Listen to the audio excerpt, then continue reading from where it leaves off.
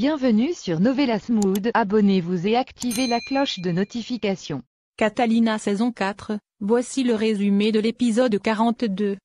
À la planque, Catalina, Vanessa et les autres se sont réunis pour trouver un plan, afin d'attraper et de détruire la main noire. Vanessa dit qu'ils ont enfin trouvé un lien avec celui qui a détruit leur vie. Soraya a dit que la main noire ne se laisse pas voir si facilement. Catalina énervée lui demande alors de leur révéler son nom. Son bras leur dit au temps où il travaillait pour la main noire. Celui-ci était impliqué dans la politique et le trafic de drogue. Et aussi dans toutes sortes d'affaires criminelles. Daniel le journaliste qui est venu avec un autre collègue leur montre des articles de journaux. Et dit que selon les recherches qu'ils ont fait, il y a cet homme qui apparaît avec tous les hommes puissants. Mais son nom n'apparaît nulle part. Tout le monde regarde les photos.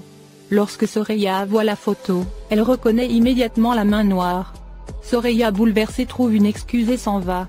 Catalina furieuse leur dit que Soraya connaît le nom de ce monsieur, mais elle ne dit rien. Ce que son bras confirme. Rota dit aux autres qu'il veut s'isoler pour parler avec sa femme. Catalina et Santiago aussi s'isolent pour discuter. Juste à côté, Rota est très heureux de revoir sa femme. Celui-ci promet à Vanessa que tout va bientôt se terminer. Et il lui demande comment va leur petite fille. Vanessa lui répond que leur fille va bien, et elle attend son papa. Tous les deux sont très heureux de se retrouver et ils s'embrassent. Vanessa lui dit ensuite qu'elle a retrouvé Paola, Rota intrigué et curieux. Vanessa lui dit que Paola est au Japon, mais celle-ci est très maigre et ressemble à une morte vivante. Et cela attriste beaucoup Vanessa. De l'autre côté, Laetitia et une autre femme viennent voir Salvatore et Johanna. Johanna étonnée leur demande ce qui se passe. Laetitia bouleversée annonce à Salvatore qu'une grenade vient d'exploser dans ses bureaux. À l'annonce, Salvatore est sous le choc. À la planque, Rota demande après Albeiro à Vanessa. Vanessa lui répond que Albeiro et Catalina se sont vus, et que celui-ci a dit à Catalina qu'il va lui livrer la diablesse. Cela inquiète beaucoup Rota. À la maison, le chauve frappe Albeiro pour le punir d'être sorti. Mais Albeiro lui tient tête. Le chauve avoue à Albeiro qu'il s'est vengé de Salvatore d'avoir osé fricoter avec sa bien-aimée Hilda, en posant une bombe dans ses bureaux. Albeiro confus lui demande plus de détails, et lui interdit de s'en prendre à sa famille. Mais le chauve le menace de faire pareil avec lui. De l'autre côté, Catalina a dit à Santiago qu'elle est triste de le voir vivre, ainsi dans ces conditions difficiles et toujours se cacher. Santiago lui dit que cette expérience lui a fait comprendre qu'il faut se battre pour sa liberté et son bonheur. Il dit à Catalina que c'est l'amour qu'il a pour elle qui le fait tenir. Santiago dit à Catalina qu'il aime toujours et qu'il va se battre pour la reconquérir. En ville, Salvatore tout pressé arrive à ses bureaux. Il trouve les pompiers sur les lieux qui essaient d'éteindre le feu.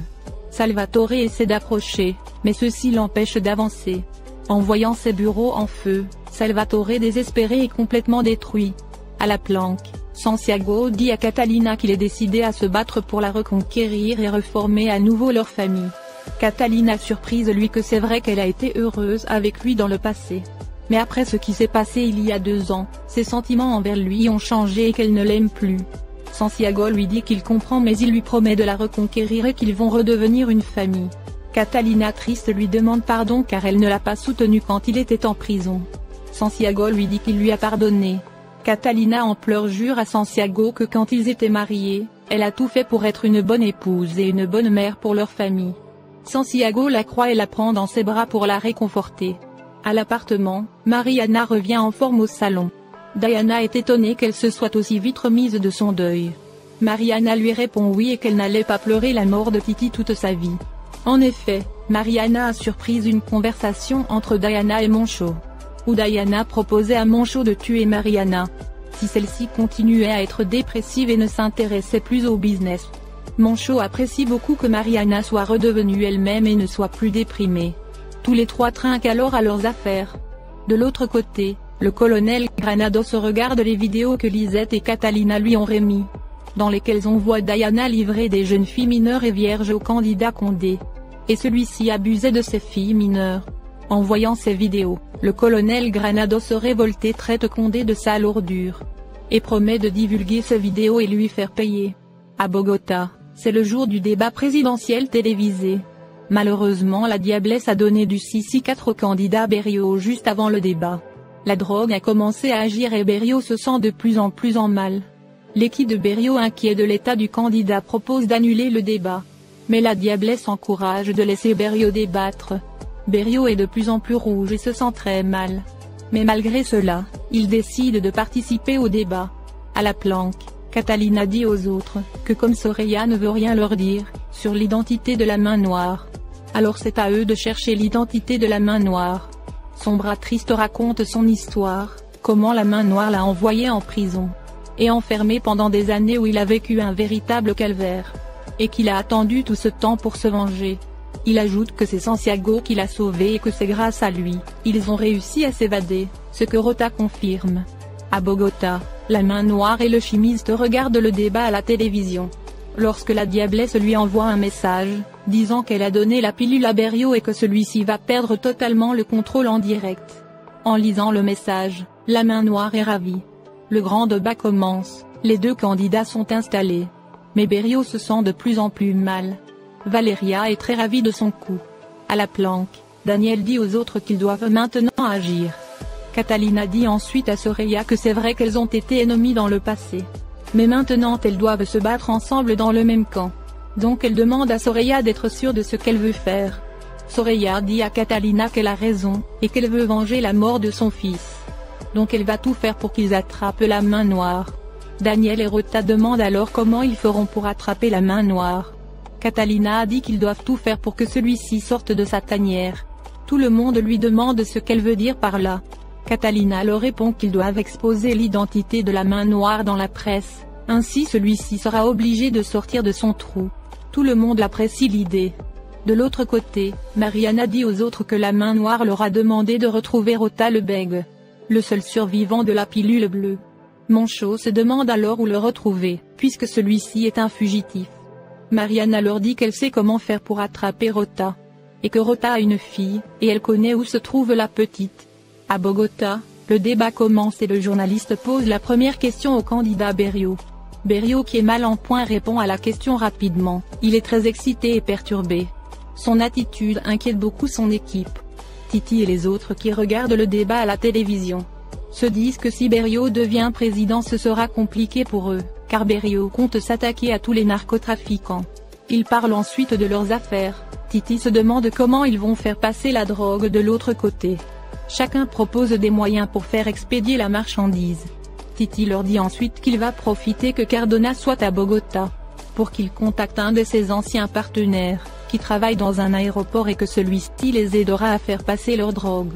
Le débat continue, Berrios tout excité continue de parler, il est très agressif et insulte Condé. Au vu de la violence verbale de Berrios, Condé préfère ne répondre pas à la question. Le débat continue, et Berrios tout rouge se sent de plus en plus mal. Il se montre aussi très agressif et insultant avec le journaliste. Le journaliste lui pose encore une autre question, mais Berrios se met à divaguer et dit des choses incohérentes et insensées. Il pète les plombs et se met à crier. Son équipe de campagne choquée s'inquiète car Berrios perd la tête complètement. Berrios continue de dire des choses incohérentes. Condé joue les offusqués et traite Berrios d'incapable, et qu'un homme comme lui ne peut pas devenir président de la République. Ce qui met Berrios dans une fureur, Berrios se met à casser tout sur le plateau. Celui-ci, pris d'une force extrême, arrive à repousser tous ceux qui s'approchent de lui. Berrios se met ensuite à halluciner dans son état de délire. Il se saisit d'une arme et la pointe sur Condé. Il est décidé à tuer Condé. Condé hurle et appelle à l'aide. Mais Berrios hors de lui veut le tuer. La situation est catastrophique. Tout le monde essaie de maîtriser Berrios. Ils arrivent à récupérer Berrios et l'emmener dans les coulisses. Condé se lève ensuite. Il joue les victimes devant les caméras et dit que Berrios a voulu le tuer. Et qu'un homme ainsi ne peut pas devenir le président de la Colombie. Le lendemain matin, Condé fait une conférence de presse à son siège, dans laquelle il dénigre l'attitude de Berrios à la télévision et invite les Colombiens à voter pour lui. La main noire qui suit la conférence à la télévision exulte et est très heureux de voir Condé suivre ses ordres. Il est convaincu que Condé sera élu président. La main noire très heureux dit aux chimistes de continuer de travailler sur leur drogue. Santos lui dit qu'il lui manque le bègue pour continuer son travail. La main noire lui assure que les babies vont lui ramener Rota aujourd'hui. Au même moment, la diablesse appelle la main noire. Celui-ci la félicite pour l'excellent travail. La diablesse lui dit que tout se déroule comme prévu. et que les analyses de Berrios n'ont révélé aucune trace de la drogue. Ce qui fait plaisir à la main noire. À l'hôpital, l'équipe de campagne effondrée ne croit plus aux chances de Berrios de devenir président. Car après ce qui s'est passé au débat, l'image de Berrios est complètement ternie.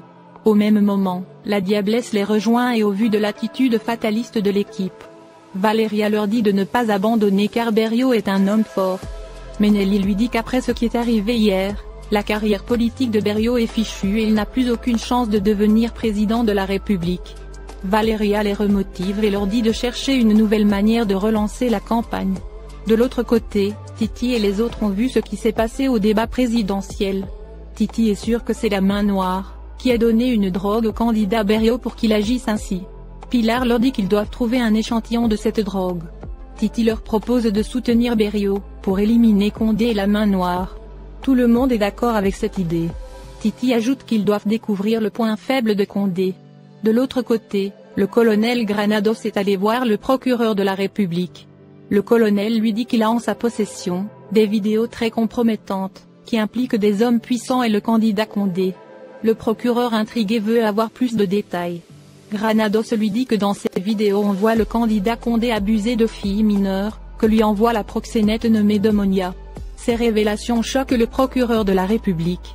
À l'hôpital, l'équipe de Alfonso Berrios cherche un moyen de redorer l'image du candidat.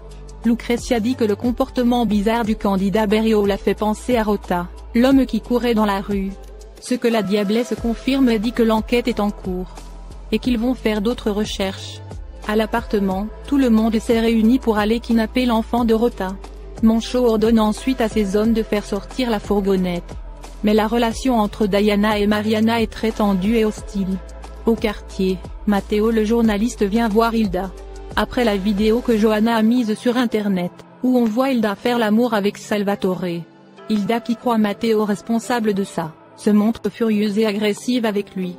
Et elle lui demande de partir. Mais Matteo insiste à rester et veut lui parler. Hilda, énervée, lui verse alors un seau d'eau. Matteo supplie encore Hilda de l'écouter. Il lui dit qu'il sait qui a filmé cette vidéo d'elle et Salvatore, et l'a mise en ligne. À l'entente, Hilda surprise l'écoute attentivement. Merci d'avoir regardé l'épisode. Dites-nous en commentaire ce que vous en avez pensé. Abonnez-vous et activez la cloche de notification pour ne pas manquer les prochains épisodes.